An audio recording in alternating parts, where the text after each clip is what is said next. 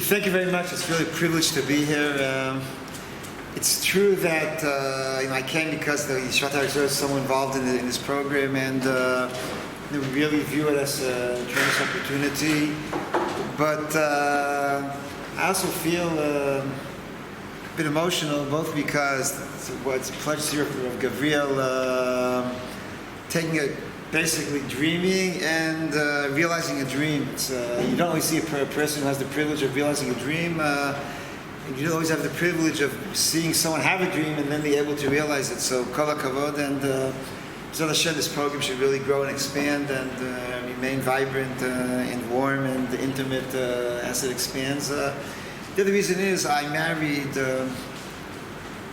30-something years ago. I married a girl from Tel Aviv, not far from here, and I would actually the first years of our marriage, we could see how shuls and Torah was declining. This whole area, a bit further north, but not much further.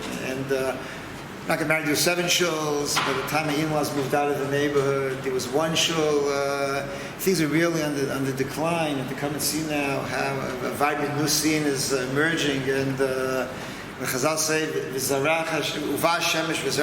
sun sets, and then a new sun rises, and a new generation takes over. It's also very exciting to watch. So, B'ezras Hashem, you should have much hatzlacha, and I'll now move on to a more serious, more earnest topic.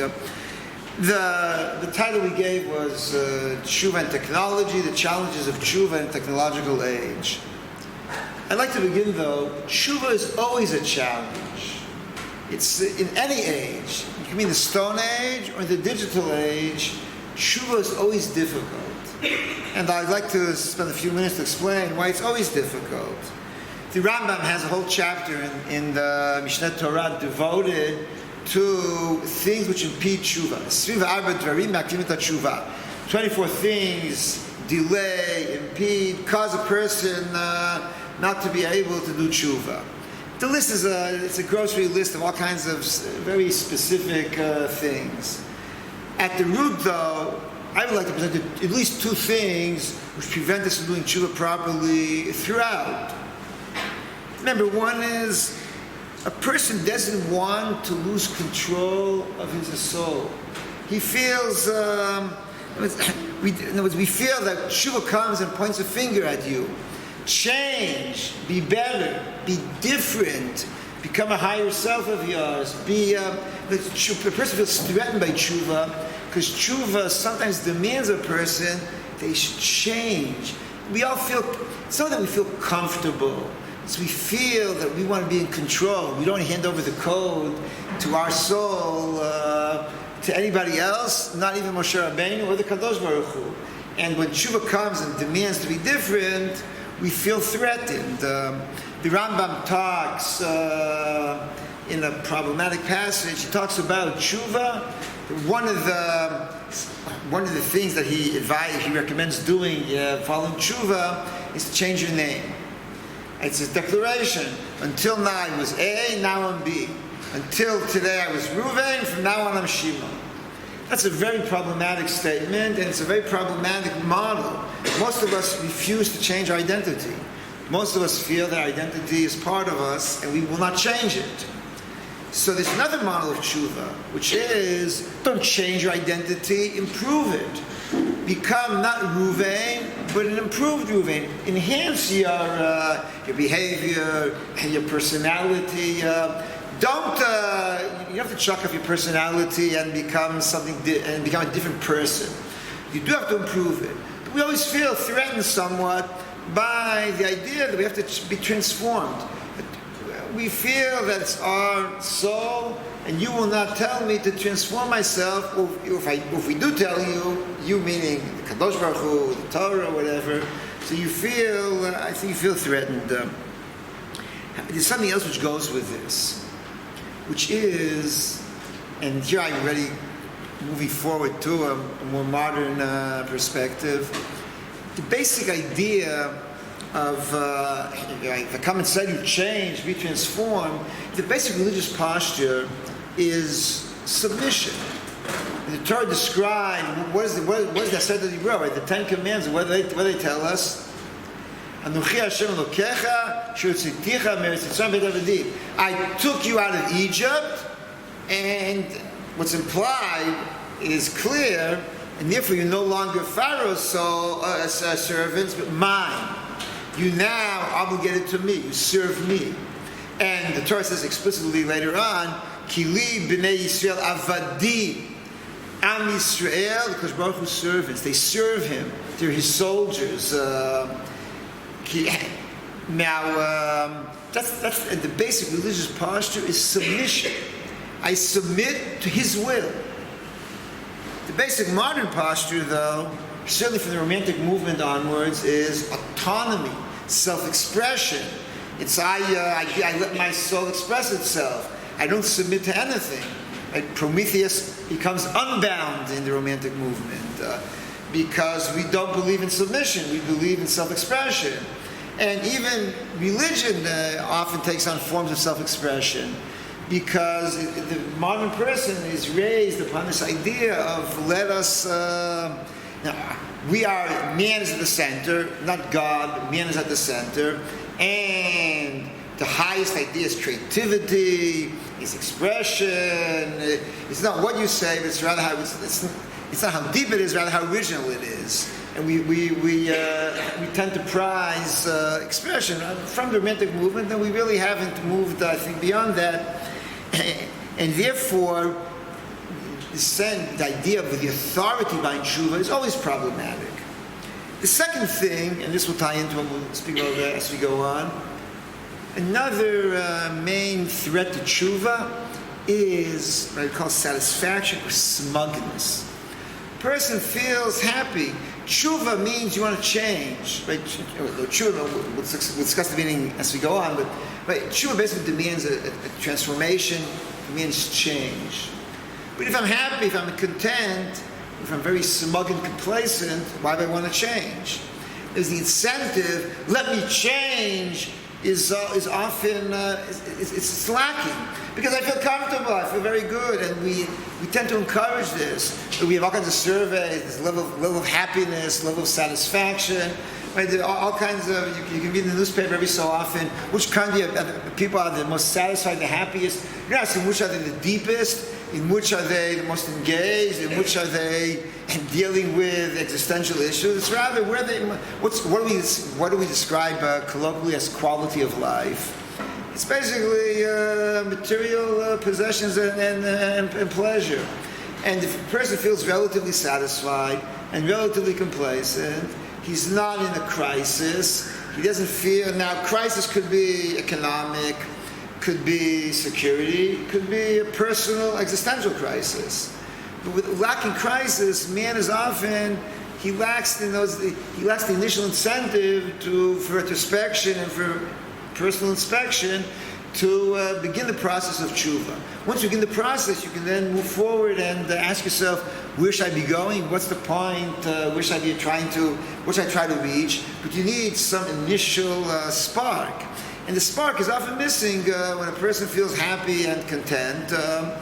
And what's more, in the modern world, because of the affluence, because of also, as before we try to, if a child is unhappy, what's the important thing is to calm him down. If a kid is unhappy in school, so you say, okay, your achievements are fine. Don't. There's often a sense of we try to lower the bar in order to make everyone feel satisfied. And because we want people to feel satisfied and the like, so it's a very thin line between be satisfied and be complacent. And that's also another problem, which is always, I think, is always an issue in Teshuva. Okay, now let me now point on or move on from these general comments to more basic things. We're talking now. I titled this "Technology and Teshuva." In one level, it means we're talking about the modern world. We can talk about basically Teshuva and modern man. And obviously that's part of the story. However, I'd like now to begin with three different I'll mention 3 different characteristics before we go on. Modern man, we can make many characterizations, and there are many different qualities. But for the moment, I'll focus upon 3. Modern man feels he can conquer, the sense of control of the universe. Secondly, the control of the universe and the power that comes with it also enables society more affluent. Society at the moment is much more affluent than it was 300, 400 years ago. Obviously, within society, there are those who are better off and those who are worse off, and there's many people in need, many people who are in the economic distress and need to be helped. But broadly speaking, society as a whole, like the rise of the middle class, if you want, and the society as a whole, broadly speaking, is more affluent. And, however, and this will take me to the final point, I think technological man is not only more in control, more affluent, but he's more distracted. And it's upon these 3 elements, namely power, conquest, affluence, and distraction, I'd like to focus the challenges of Teshuva for technological men. The Rav Soloveitchik, he wrote a whole essay, Lonely Man of Faith, which he basically deals with this issue, not with the digital age, but he's dealing there with, it's written 1964, 1965, and we're dealing with the high of self-confidence of the space age, and with the sense of basically post-World War II, the industrial might and power he's writing in the United States, which feels extremely self-confident, full of its industrial capacity, its middle class, which is rising and feeling empowered, and essentially the sense you're conquering the world.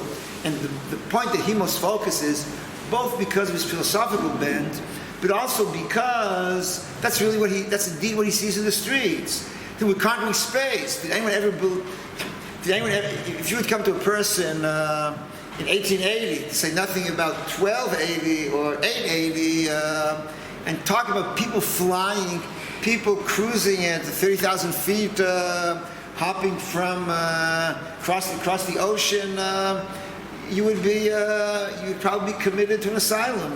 No one would, if you tell the person that you were up in the sky and you came down, no one would believe a word of what you're saying. You come every so often I fly, I find it mind-boggling and distressing. People are literally in a place which is, it shows about human innovation, human ingenuity, human everything, the greatness of man. And what do people do? They argue with the stewards, whether they get a Diet Coke or they get a non-Diet Coke. And then they all shut and then they insist that you pull down the shutters so everyone can watch soap operas on their screens instead of marveling at the fact that they are in the middle of the sky. And what does it say about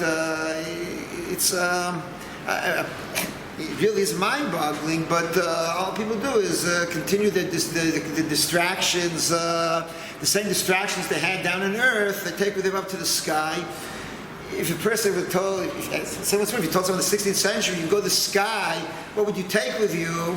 The answer would not be the sports section of today's paper, or your smartphone, or your dumb phone. It would be, I'll just look and marvel, I'll just marvel at the skies and think of the divine glory and the man-God relationship, how man is master's nature. But at the end of the day, we certainly have conquered. We've become so banal, as I said before. People, indeed, all they do is oblivious to the miracle that they're witnessing almost every minute of the flight. So the Rav discusses there man from his conquering the universe. And the sense of power is what disturbs him a lot. He discusses this in great detail. And then there's a second point there which is extremely important for him, and he writes about this profoundly. Teshuva, and let's for a moment try to define Teshuva. Broadly speaking, there are two classic definitions of tshuva. Tshuva means to return. To what do you return? To whom do you return? The Rambam describes tshuva as returning to the proper path, as walking away from sin and returning to the proper mode of life. Now, the Torah itself has it. Most prominently, Yechezkel talks about shuvu midarkechem hara'im, right? Return or turn away from your evil ways and return to the proper path. Don't be a rasha, be a tzaddik. Behave properly, not improperly. Return from where you've arrived at, make a U-turn and go back to where you should be in terms of your conduct, etc. That's one, and that's what the Rambam, the Rambam begins, Hilchot Teshuva, Kishiyeshuva chotei micheto. When the sinner returns, or he forsakes, or he returns from the chet to the proper, he regrets the chet, and he returns to the proper path. However, Teshuva normally means in Tanakh to return to God. Teshuvu elai v'shuv alechem. Return to me, I return back. Come to me, I'll come back to you. Come back to me, I'll come back to you. Or Hashivenu Hashem elecha v'nashuva. Right, bring us back, we'll come back. And so on, so on, and so on and so forth. Most psukim of the Torah describe Teshuva as a man-God relationship. Right, Teshuva really means to have a relationship. I won't analyze this whole point at the moment, but the essential mode of Teshuva is I want to be close to Kodesh Baruch Hu. I want to be close, I want to come near to Him. And because I want to come near to Him, and because I'm able to come near, because He's willing to receive my tshuva and to accept me, when that happens, so He then forgives. In other words, the forgiveness is a byproduct of the restoring the relationship. Tshuva basically means to restore a relationship. To come close to feel the Kodesh Baruch Hu. When the Rav and the Holy Man of Faith describes the religious crisis of modern man, that's the point that bothers him the most. You can obey, you can fulfill the letter of the law, you can follow whatever Kodesh Baruch Hu demands of you, right? What does Kodesh Baruch Hu demand of you? You can do all that. You can do it properly. You can dot your I's and cross your T's, but nevertheless, lack a relationship. You still won't feel close. You still won't feel His presence. And from his perspective, the basic problem of modern man is that. Because modern man looks upon the world through an I-it relationship. Right? There's an object, the universe, where the scientific perspective is, I am examining, I'm doing research on a phenomenon. There's an object, right? You dissect, you put it on the table, you dissect it, you treat it as a subject and an object. Now, that perspective, and this is what the whole point of the Holy Man of Faith is, that perspective then not only remains it's not only unique, doesn't remain only in the lab. It seeps into life in general. Relationships between people, relationships, the man-God relationship. That once your perspective is one of, I'm looking at an object, I'm investigating something, you lose the relationships become problematic. And then, even though you're in the world, even though you say, this is God's world, and I will obey His commands, and I will do His will, and so on and so forth, but you lack the ability to relate to Him. Partially because your perspective is one of mechanical, you view the world through the eyes of physics and biology, and not those of poetry and the like, but also because that particular scientific perspective is one in which relationships don't really play a role. Now, that's a general problem in man. We'll get back to this regarding technology soon. The second point, of course, is that modern man places himself at the center. A religious perspective always means Kodesh Baruch Hu is the center. God is at the center, you serve Him.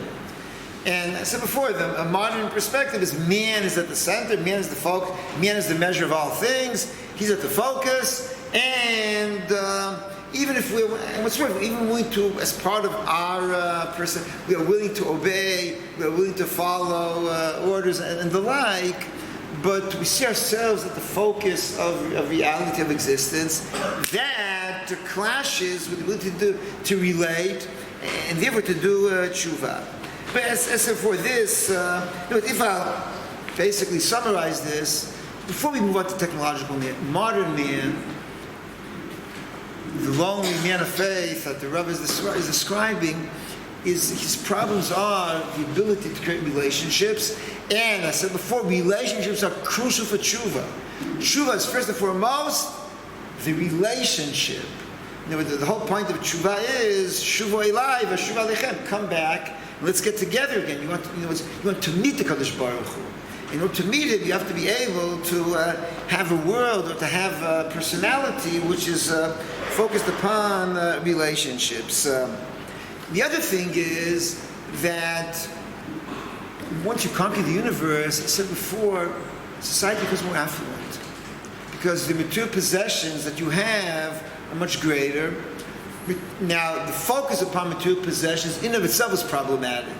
The moment you focus upon the material world and not the spiritual, you may, it's like this,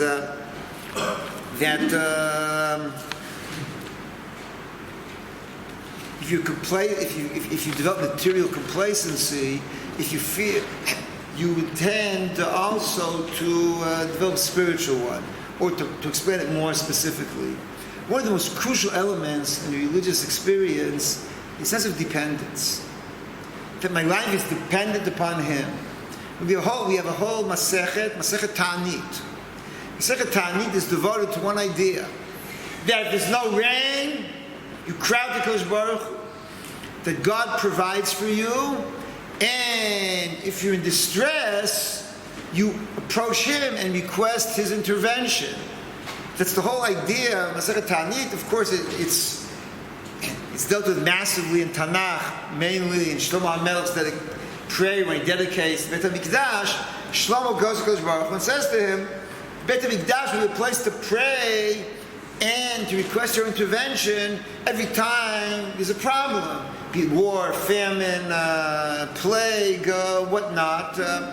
Masechet Ta'anit has almost lost all its meaning to contemporary man. Because we mastered a good deal, not all, the one place we feel at the moment still dependence, mainly is medical issues.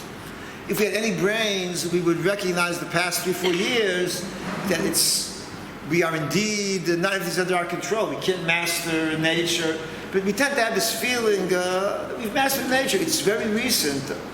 I went Nichem Avelim about 20 years ago to someone who grew up in Shai Chesed. So let's say like this. The person whose niftar was born about 100 years ago, Shari Chesed, and his son, who was sitting Shiva, began to reminisce about Shari Chesed in his childhood.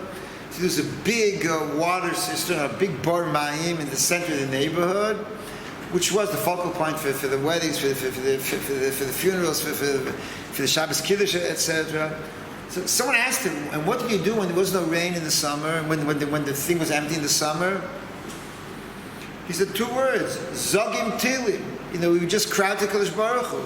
If there was no water, I'm talking 1920 in Yerushalayim, not 1620, you felt that all you could do was crowd to Kodesh Baruch Hu. Nowadays, we desalinate, we import. If there be Chaz v'Shalom a famine here, we'll import from Spain or from Turkey or whatever. The sense of dependence is much, much weaker because Baruch Hashem, we are indeed more independent. We have a much better security net.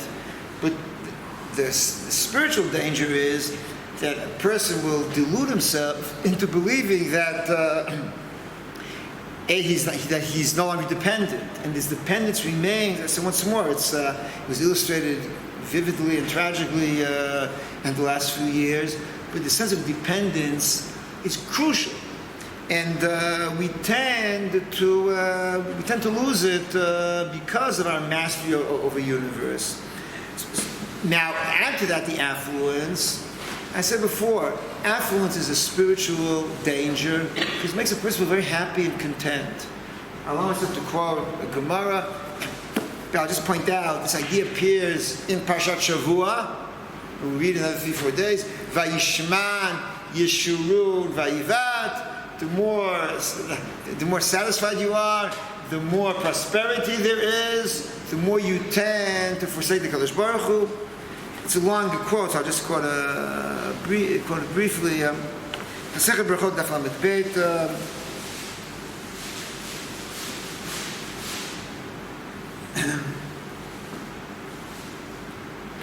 Amar Rabbi Lazar, Moshe hitiach durim kavei mal. Moshe Rabbeinu accused the Kadosh Baruch Hu of creating problems.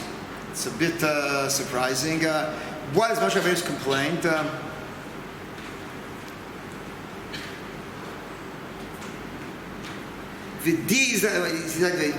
It's like this. In the beginning of Sefer Dvarim, Lavan v'chatzerot v'di zahav.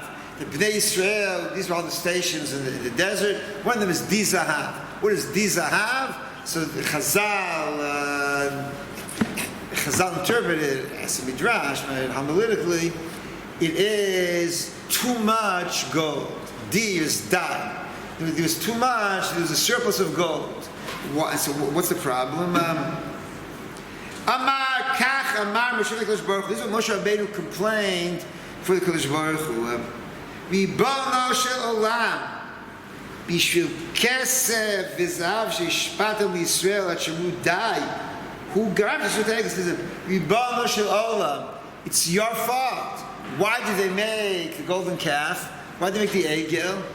They were swimming in gold. They had too much gold. They were bored. They had too much gold. It's different. They made the egel because you gave them, you supplied them with too much affluence. And then Chazal continue.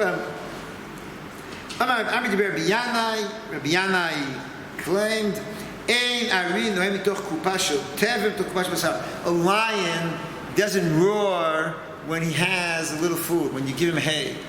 He roars when you give him meat. But then when the lion feels that all his needs have been supplied, so then he turns upon you. Okay, now the Gemara continues. He quotes here Psukim. Let's quote the Psukim. Shneimar kimaritam vayisbau savu emli b'ken shchechun. This is the end of Hosea. It says the evil they do is a direct function, and the fact that they forsake the Kadosh Baruch Hu is a direct function of the fact that they're prosperous, and because of that they have sova. They feel satisfied, content, satiated, and therefore they rebel. And it continues, V'ram levavecha v'shachachta Hashem, and a few other psukim, all of the same effect, that when a person feels happy and content, so he doesn't feel he's missing anything. If you feel he's missing anything, if I won't see my wife a few days, I'll feel that I'm missing. If I go on a trip, so we miss each other. The problem is that when you don't, why? Because I feel that something's missing. Something I need and something which I want, something which I expect is missing. But if you have everything, you don't feel you're missing with the Kodesh Baruch Hu. Now, you don't feel, first of all, you're deluded because what you're getting is from Him. Secondly, the relationship is improper.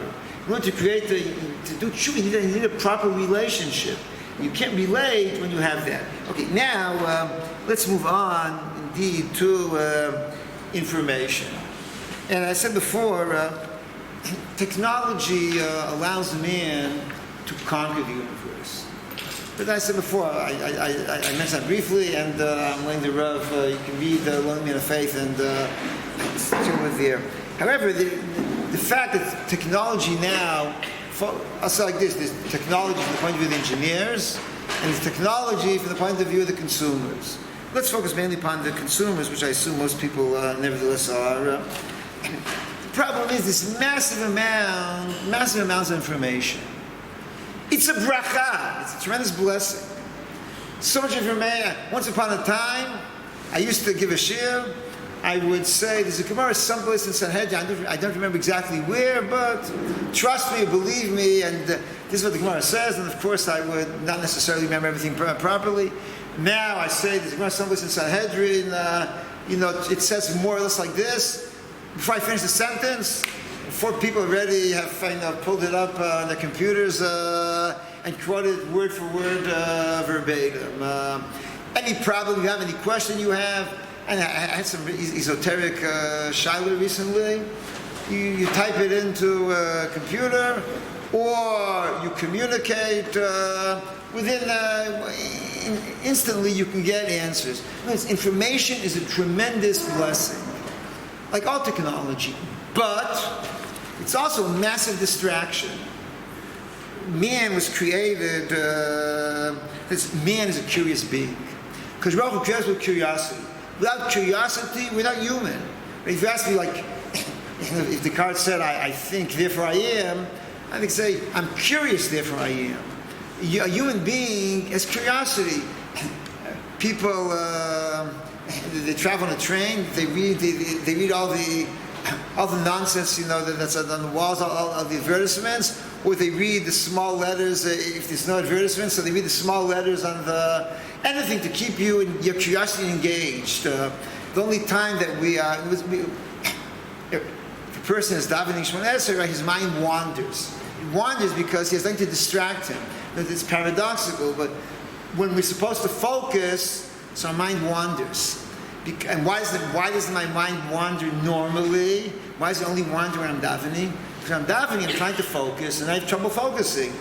But normally I'm distracted without even noticing it. Right? Man is, simply put, man is a distracted being. And because he's a distracted being, he's constantly not paying attention. So and our curiosity, there's so many interesting things in the newspaper. They're interesting, but eventually irrelevant. If you ask yourself how much what you read is interesting and will impact your life, what do I mean by that? That 5 years from now you remember, I read this article and it really made an impression which somewhat formed my personality. I read it was interesting, it's curiosity, but nothing beyond that. Simply put, the vast amount of what we vacuum into our minds is trivial. It's trivial. It's not. It's frivolous. It is not. We clog ourselves up with so much information. Now, this therefore means that we are, in a sense, we have to do tshuva to focus upon what Chazal said, to make ikar v'tafel tafel, to prioritize, to make things that matter. To be, we should be engaged with them. Things that matter less, we should be much less engaged. Now, distraction serves a role. There's a reason God created distraction. He allows a person with a lot of tension. He's focused a lot, he's concentrated a lot. He has to somehow release the tension. He has to relax a bit. So relaxation has its role. But you have to relax in order to learn. You have to relax in order to work. Not work in order to relax. And to put it differently, leisure is not a problem. Leisure is supposed to serve a certain need. But the more we engage in technology and the more we engage with information, this massive amount of information causes us to basically to sort of lose our lives to distractions a minute at a time, a second at a time, a click at a time. And if we talk about tshuva, I think this is a main element of it. Be able to prioritize and to make the tool into a valuable tool, and not one which is, because I said before, without curiosity we lose our humanity. We have to channel it properly and to focus upon it. The other thing which I think we have to seriously consider. Communication is a tremendous benefit, the ability to communicate all over, but it also provides a dual benefit. First of all, you can be in touch with people, and says you can also get to know society, which otherwise you wouldn't know, which is broadly speaking a big benefit. The ability to understand the perspective from outside is extremely important for a person. And for that, and what's more, that's a tremendous benefit. Also, the fact that you have to communicate with people who feel close to and the like. However, communication also has its pitfalls, no less than curiosity. For example, the fact that all of the, it's like this, communication allows us to create an echo chamber. Because you can communicate with enough people in the world at large, enough people think exactly like you. So then, I don't think it's a coincidence that what happened in the United States in the past 5 years, and to a certain degree what's happening here, is happening in an age in which technology allows such communication. Because once upon a time, your neighbor, your local society will force you to confront reality in a different way. Now you can use the communication, you can enter into a screen, you enter into a bubble, because virtual reality is not always real. And you can create this alternative reality. The fact that you can talk about an alternative reality is a function, to a large degree, of the technology. And this becomes another problem in which I think you have to take into account in Teshuva, your ability to confront reality properly, to be able to have different perspectives, not to basically be attracted like to like, and to and creates a lot of problems. When we talk about Teshuva, this is not what Teshuva means. Teshuva means to be able to escape such a bubble, to be able to understand, to ask yourself what are the pitfalls and not only what are the benefits, but on a deeper level, I say for relationships, both human relationships. In other words, you don't want a situation in which you come to a family dinner and the parents, instead of talking with the children, are busy. Each one's in his phone. Everyone's looking down, checking his phone obsessively every few minutes. And it's a second habit because we're curious. Did someone contact us? But I think a good deal of what relationships are not through screens. There are certain things which can only be done face to face. And when you sit to a family meal, when you want to discuss issues with people, you have to create relationships. And part of the dangers involved in technology is exactly this, that we allow the screen to become a medium of communication. We need face-to-face contact, or ani ve'ata, not like I thou, and not I and my screen, or I and my whatever. And this is another point in which I think technology threatens us emotionally and also spiritually. However, additionally, there is there's another interesting point I'd like to point out before I conclude. Teshuva, or I'll say like this, right? One of the main elements of Teshuva is awareness of sin.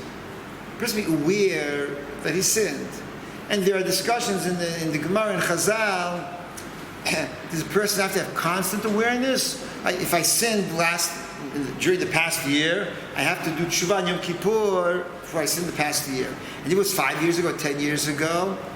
So then, Chazal discussed this. But what's clear is a person needs an awareness of what he's done, what he hasn't done. Right? The Hakarat Chet, awareness of sin, is the ABC of Teshuva. Paradoxically, I think that the internet and all of the, to a large degree, illustrates called Ma'asecha B'Sefer Nichtavi. Everything is registered. Because once upon a time, something happened, it could disappear, no one would ever know. Everything is now written or stored someplace, written someplace.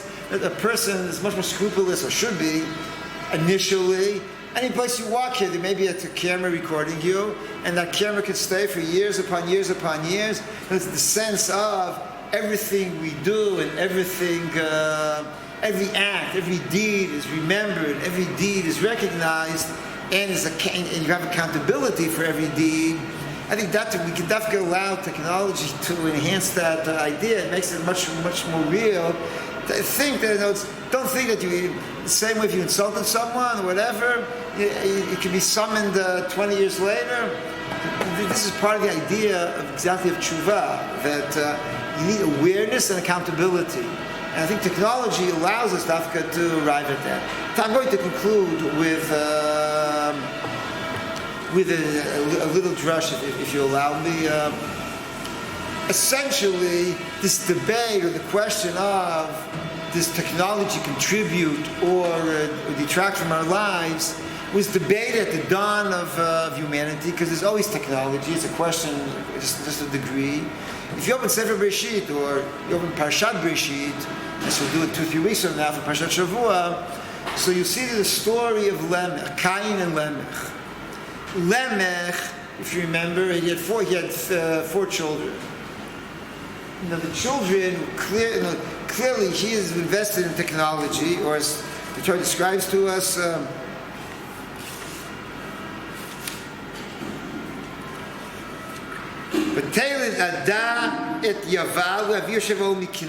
he has one child who basically invents agriculture.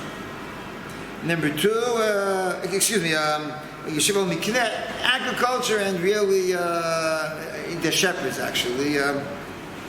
Music. Tuval Kain is technology, iron, forgery, engineering, and the like, and you have a sister. Without getting into the whole big thing, clearly Lamech is leading a vision of let's conquer and prove the world through technology. First and foremost, through tools. That's Tuval Kain. Additionally, music means to organize, it's basically able to organize systematically your emotions, your thoughts. Music organizes. You have notes, you have scales. Music organizes, and the same is true there also. I think the agriculture also is. It's not the what should I say, the pastoral shepherd wandering on a mountaintop. It's the kibbutz with the chip in the cow's ear and the computerized technology of agriculture. Lamech is leading basically technological revolution. And Chazal tell us that he then comes and he apologizes to his wives. And it's very cryptic, very enigmatic. The Ramban says the apology is Ki'ish haragtu lefitzi v'yad chaburati, that I wounded or murdered someone, and he compares himself to Cain. Now it's very enigmatic what he's trying to say over there. The Ramban says, I think convincingly, he's apologizing because his wives disapproved of the technology. They thought that the technology was creating problems. And he claimed, no, technology is fine. Technology is all right. It's not. Don't blame the technology, blame the people. Or the Ramban literally says, almost verbatim, that guns don't kill, people kill. And that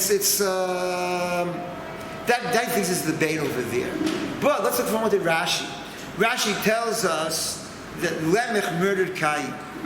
That Cain was his grandfather, and Cain was blind. Lamech was blind, and his son was leading him as a blind person. And Lamech took it, and they mistook Cain for an animal. And Lamech took an arrow, and he shot it at that vague figure who was Cain, who they thought was an animal, and he murdered his grandfather. What's the metaphor behind all this Rashi? The metaphor is that man is blinded by technology. Right? Tuval Kain is the epitome of technology. Man is blinded by it. He's led by Lamech, who is the visionary of technology. He's being led by Tuval Kain, who's leading him. He's leading him totally blind, oblivious to the dangers. He basically loses sight of the past. No tradition, no past, no sense of reverence for parents and grandparents. Everything is forward-looking. Everything is conquer and conquest. This is how Rashi describes the tragedy of Lamech. And now you come and say the conclusion should be, so therefore the Torah is telling us, forsake technology. What happens? The Torah doesn't say that. The Torah then illustrates, and I lack time now to go into some detail, the Torah illustrates how Hevel doesn't work either. Essentially, Cain and his technological descendants create havoc. They murder their own grandfather, they're blinded. On the other hand, Hevel, nothing comes of it. right, Hevel's bucolic existence leads to nowhere. Right, Hevel basically evaporates, the line dries up. Hevel means nothing, right? It means empty air. What happens eventually? What happens eventually, the Torah tells us that technology saves the world, meaning Noach. Now, let me just make this brief, but to the point. If you read Parshat Bereshit, the lineage of Cain and Hevel dry up. What happens is Shet takes the best of both. And if you make a close comparison, you'll see how the names are parallel.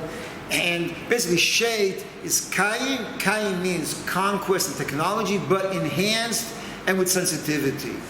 And the most interesting thing is, Noach is the son of Lamech, not Lamech of Cain, Lamech of Shet.